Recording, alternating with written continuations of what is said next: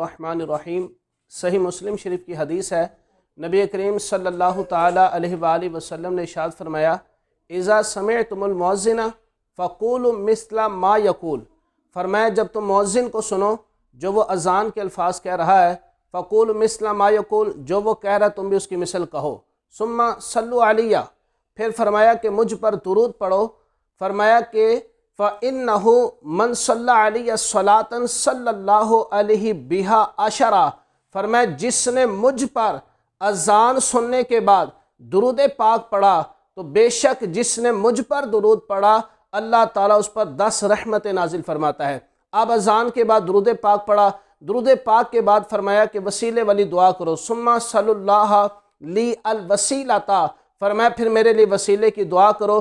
फमन सअला ली अल वसीलता हल्लत लहु शफाअती।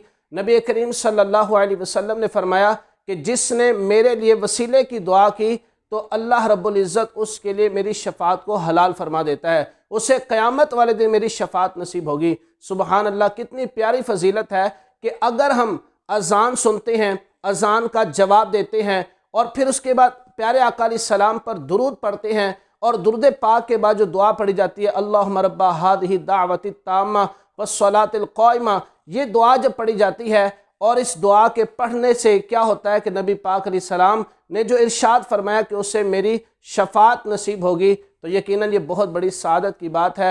हमें चाहिए कि जब भी अज़ान हो खामोशी के साथ अज़ान को सुने, अज़ान का जवाब दें।